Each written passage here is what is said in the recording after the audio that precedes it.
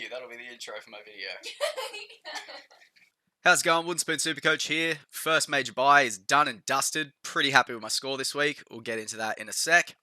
Jet Speed got a bet with the Panthers Knights going overs into Raiders Warriors unders. He did pretty well there. Now, I said I'd give him the whole budget because he is leading the group and top scored that week. I've realised he's probably just going to get... It's going to be too easy for people to shoot ahead if they're leading, because there's a good chance he's going to be leading for a few weeks unless someone has like a 200-point jump. So it's not super fair against the rest of the commenters involved. So we're just going to make it you get half the budget if you top the week. And Jet Speed is currently leading all of Supercoach, so he's got a very good chance at taking out this prize pool money at the end of the year, and who knows, maybe even the 50k, which would be fucking insane. So yeah, good bet there, mate. Got yourself 24.45. The other half went to someone who went for a Metcalf anytime try scorer. Missed out there, but still a decent bit of money added to the pool. Getting towards $350. The budget is down to $10 for Origin, and then we'll do another $10 for the round of footy afterwards. So don't forget to leave a comment with your Origin tips and multis and whatever the fuck. Let's get into the scores. Starting off with the Finns getting humped by the Bulldogs. For the Bulldogs, Josh Curran top scoring. He's always a good option during the Origin period. He just always puts it all in. You never see him have a lazy game. Burton with a 50, which is about what you'd expect considering he went off for 15 minutes with a HIA. Reid Marnie had a shocker of a game. You'd love to see it. Connor Tracy with an 18. Supercoach Experience made a fun little AI song about people crying that brought in Connor Tracy. It just seemed like a very reactionary trade-in. I never really thought he was that good of an option. I might have said he could be a good option, but it just doesn't really make me feel much. Nothing else very relevant here. For the Finns, Asako top scoring with an 82, which is a decent score for Asako. I still don't like him as an option. Even if the Dolphins are hot, I'd rather Farnworth. And I don't think you'd want two Dolphins wingers. If we have a look at his season stats, yeah, there's some ceiling there. 114 there, 96 there, 68 there. But there is just an overwhelming amount of 30s and 40s. And I am not here for it. Harrison Graham looks to be a fairly interesting option. I've got no idea what the go is with Jeremy Marshall-King. I brought him in when he recovered from that infection in his leg, and he got one game and then was out again. So who knows when he's back. I don't think the Dolphins know when he's back. If we do get confirmation that he's out for an extended period of time, this guy will change price.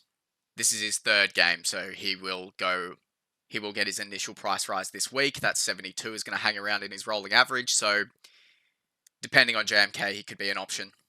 Farnworth with a 71, including a try, is a little bit of a worry. Without that try, he would have been 47, something like that. So a little bit of a down week in terms of base for Farnworth, but when it's a pumping like this, he doesn't have to go full on balls to the walls to get his side over the line. They were fine. Not too much relevance outside of that. We'll move on to... Can we just fucking get Fogarty now, please? We're seeing him over carrying the fucking Raiders. I won't say carrying. The Raiders are playing very well as a team, but fuck, we could use him. I feel like since this whole news of Ches leaving, he just hasn't been playing anywhere near as well. He's been throwing shit passes. He's been throwing passes out.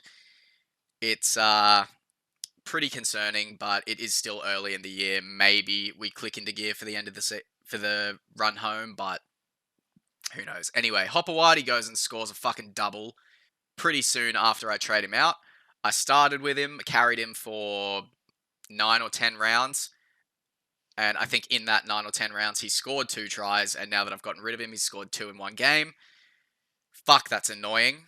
And if the Seagulls heat up, it looks like they are favouring that side. Could have just been because they were playing para, who knows. But if you brought him in, that's a good trade-in. Jazz Tavanga, probably a bit late to bring him in now, because he is going to go up probably around 20, 30k, so he'll be around the 450 mark. Not too sexy of a trade back in. Lachlan Croker is training with the team again, so not sure how long it's going to be until he's named. but Tavanga in the front row rotation is scoring pretty well. We've just lost Takayaho to a calf injury, so minutes to fill there for Jazz. So if you've got him, I like that. Turbo, you'd be happy with the 72 if you traded him in this week. I did not, because I wasn't convinced that he would be back to his barnstorming self a week after he looked hampered last week. Turns out, last week he was carrying a quad cork, so nothing too serious there. I think now is the time to get him in. 119 break even with a 72. He's probably going to touch the 400 Ks, which is ridiculous. You don't pass that up. It is still between Turbo and Drinkwater, but Turbo's price starts with a 4 and Drinky starts with a 9, I think. So that's a fairly easy decision there. I think the masses are going to be flocking to Turbo. We also have quite a good run coming up. But good runs and the Seagulls don't seem to fucking mix very well this year. So next week we've got the Broncos at home, which is nice. Let's see what day it is to see the likelihood of backing up. It's on the Saturday. So what are we? Wednesday, Thursday, Friday, Saturday, 3-day turnaround. The Broncos have to travel, so there's a chance they don't back up. I think that's a bit of a coin flip whether they'll back up or not. And the Broncos are just a bit washed at the moment, so I like Turbo to get into his work there. Then we've got Newcastle round 14. I like him to get some shit done there. Titans for round 15. Now, if Turbo does explode and kill it for the Broncos and Newcastle game, there's a decent chance he gets picked in round 15. And if he does, that means he misses 15, 16, maybe 18 and 19. So that's something we need to consider. There's a world where you trade in Turbo, he gets a couple of good scores here, goes up in a bit of money, hopefully Drinkwater bottoms out at the same time, and then if Turbo gets picked for Origin, we can swap him out for Drinkwater, who will play the remainder of the bye weeks. So that's a good little backup plan. It's one extra trade that I'd rather save, but we have a rank to maintain, so I think I'll be getting on Turbo this week. Who else? Garrick with a 51. About his floor, that's fine. Olakawadu with a 42. There's a lot of 40s coming out of him this year. This is his 4th 40 of the year. So a third of his games he's scoring a 40.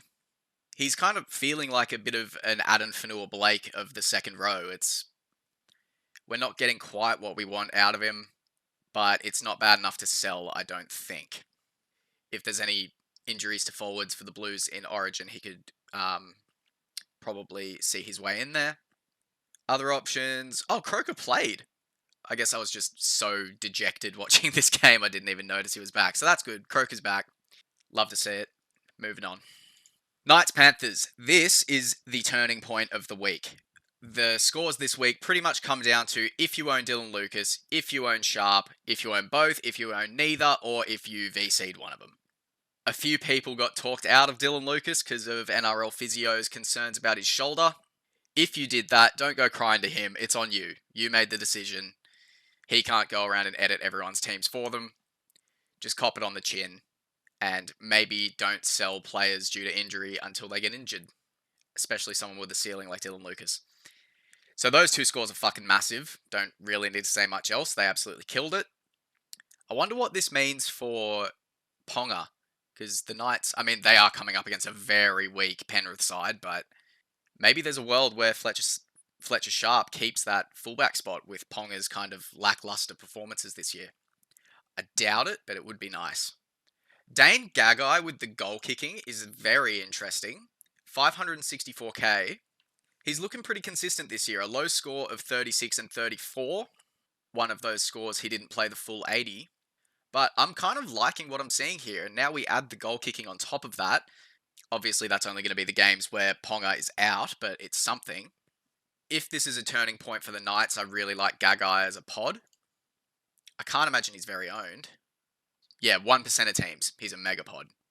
So yeah, don't mind that, but the goal kicking is only a positive if the Knights can continue to score points. And who knows if they will. Thomas Kant, if you held onto him, you wouldn't be too upset with this. A 40 will do just nicely. But he is losing money. He's not an immediate trade out if you've got other things to prioritise, but I'd still be looking to get rid of him.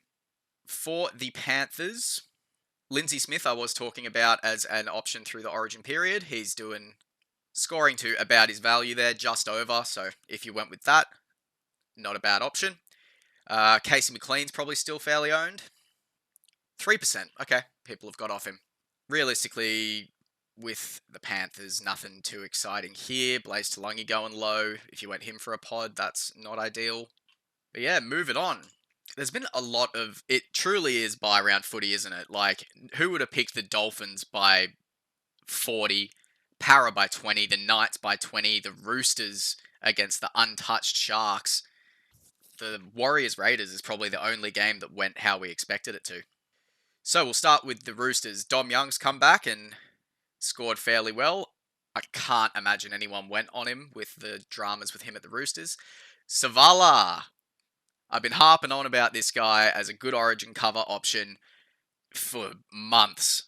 So if you didn't go on him, I don't know what I have to say to convince you. His scores have... This is his first decent score. Granted, it's very easy to say this now. But since he's been playing 80, 220s, 320s, 260s. So for a guy who was near bottom dollar when we got him, I take that. 20s aren't ideal, but in these origin weeks, there's a good chance that a 20 can drop out anyway. And we've seen that he does have a bit of ceiling, and he's gone and got a 95, which is huge.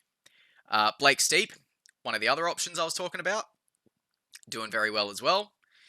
Make sure you don't go too many Roosters, though, so you don't fuck yourself for round 14 and 16, where they've got the bye. I brought in Nuakanitawasi this week. It was looking pretty bleak until he scored that try. But it's very reassuring to know that the Roosters still have good performances in them while they've got all their origin stars out. Tedesco with a 70, that's fine. Against the Sharks, who... There are some stats around them being fullback killers. All the gun fullbacks have scored pretty low against the Sharks. But in saying that, in recent times, a lot of the fullbacks haven't really been firing. So that could be a bit of a coincidence. Billy Smith, I'm pretty sure he updated from a 20-something, so that's very nice. Sandon Smith with a 53 is fine, you take that. How much is Tupou? Oh, okay. Right. Daniel Tupou, 1% of teams, 565k, averaging 60. It doesn't look like the Roosters have been favouring his side very much, and there's a couple of 30s in there. But for the last few games... Last month, it looks like he's averaging around 60, 65. So nothing too exciting there.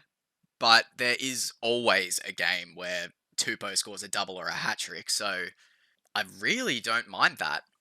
I'll have to look into it a bit more, but Tupou will be in the back of my mind for sure. Fiketti, one of the options that I was also recommending. 30's not great. How many minutes did he get? So, looking at a 0.75 ppm. It's okay if you just need that extra number. But if you don't have Savala, obviously go him because he's going to have a bit of a cash injection now as well. I think that's all for the Roosters. I was tossing up between AFB or Kaoliro this week. Decided to go AFB. Got it wrong this week. Kaoliro just keeps fucking scoring tries. This is one I really, really want to get in. His lowest score this year is 61 against the Bulldogs with the best defense in the comp.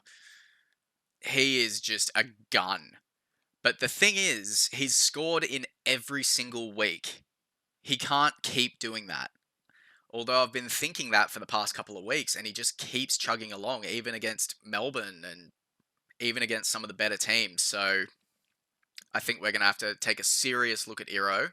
Maybe a Billy Smith to him, if I've got the money for it, would be nice. But yeah, we're going to have to find a way to get him in. Cam McInnes, 71. Rock solid, nice and consistent. The captain on Hines for 68. In a bye week, I'm happy with that. I'm thinking for the remainder of the major buys, I'm going to VC a forward. And if I can get a 70 or an 80, I'm probably just going to take that. I think that's the safe way to go about it with how unpredictable buy round footy is. Fanua Blake with a 55. It's not terrible, but it's not great. That's just what you get when Fanua Blake doesn't get an attacking stat. Brayley doing okay. Nickera going kind of low. Mulatalo going a bit low. He's another one that if you jump on at the right time, he can go on a big run of try scoring. And his combination with Iro seems to get him a few try assists as well. So let's have a look at the Sharks.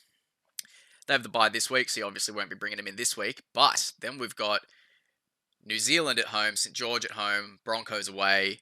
Melbourne's pretty tough, but they've already beaten them once. So maybe they can do it again down in Melbourne. Bit tougher, but I don't mind it. So round 14 through to 16, I think this is a period Mulatalo could score some pretty high scores. And round 19 as well against the Dolphins is pretty good. Unless it's raining and then all of a sudden the Dolphins are the best team in the comp when it's wet. So yeah, keep your eyes on Mulatalo. I like him as an option coming up. Jesse Ramian going low. I've cooled off on him ever since Kale Iro started killing it. And he's lost a lot of money since then as well. So I'm glad I didn't jump on him as a pod. The rest of these guys, not too relevant. Hiroti, some people might have him. 23 isn't great. Datkinson with a 6. I'm not sure if he got injured or something, or if he just didn't do anything. Moving on to Warriors Raiders. Fogarty's 74 could have easily been a 50 if he didn't get that try, but he did, so we take that. That was a nice trade in this week. Seb Chris, I imagine, 4%. He's doing so well. I'm not sure how his Supercoach scores are. Yeah, okay, so he's rocks or diamonds. He's got some 19s. I mean, even the diamonds aren't that shiny. He hasn't cracked a ton this year. He's an amazing player, but it just doesn't seem to be translating into Supercoach. Tarpany with a 58. He must have lost some points for bitching to the ref too much. So my other option between Iro and AFB was Tarpany. I think a majority of people went Tarpany. So he only scored 3 points more than AFB, so that's fine. Tamale with a 57, he's probably still quite owned. 40% of teams, holy fuck. Feels weird having not had him at all this year and not falling behind because he's been great. Starling with a 51 with a try is not great. Horsburgh with a 44 got himself sin bin, so add 10 on and then add another 10 for the minutes he missed and he would have got a 64. He's doing just fine. Hosking with a 43, he got penalised a couple of times. He could have been up in the 50s.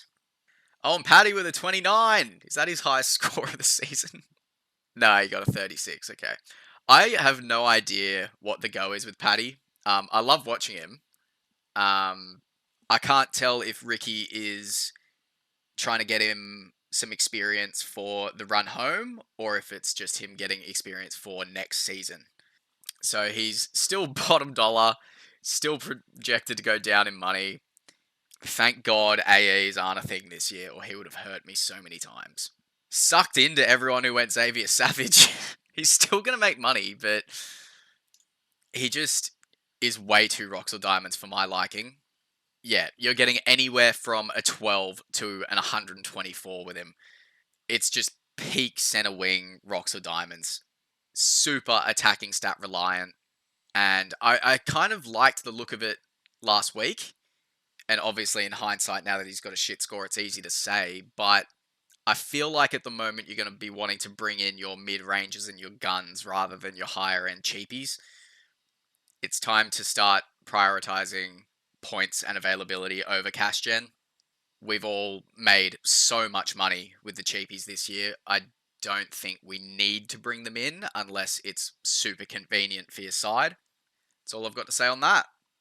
These scores here may update, so we'll come back a bit later if there's any huge changes.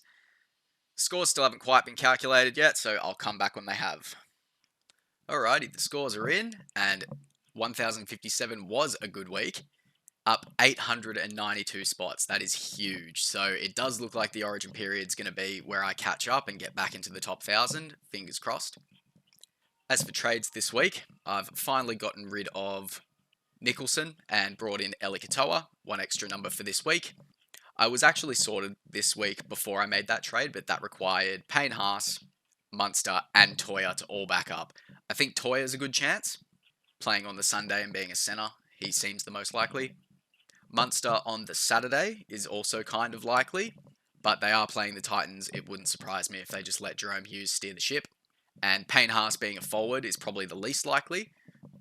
He does play on the Saturday, but it is a Sea Eagles home game, so they'll have to travel interstate for that one as well, so not too confident that he will play. So we've got Eli Katoa in, gives me that extra little safety net. And now it's decision time on whether to bring in Turbo. Drinkwater against the Tigers is also pretty mouth-watering, but he's way more expensive. The problem I have is my plan was to sell Toya, to put Fletcher Sharp back down there, and then bring in Turbo. But Toya has a negative 22 break even, and he is pretty likely to back up. So my other option is to sell Billy Smith, which is enough. Yeah, so Turbo's 516k. It's not ideal because Billy Smith is really helpful cover for a lot of the bye period, so I'll have to... So let's just compare the Roosters and Manly. Roosters play Canberra at home, Manly play Broncos at home. I think that's about even. Round 14, Roosters have the bye, Manly play. Round 15, they both play. Round 16, Roosters play, Manly don't. Vice versa, round 17, and then Manly also don't play 19. So I'm pretty sure if I do end up going with Turbo, I'm going to have to put a couple more trades into my plans. As you can see down here, I've been planning to bring Drinky in for a while. He really helps bolster up these later rounds. Katoa in for Nicholson also does the same. No issues getting him in, which is nice. And I did plan on going Kale Iro for Billy Smith. Sharks don't play round 18, but they do play round 19, which is really nice. So yeah, bringing Turbo in does complicate things, but I think it's worth it. Just over 500k, he's looking a lot better. I think he'll look much better this week.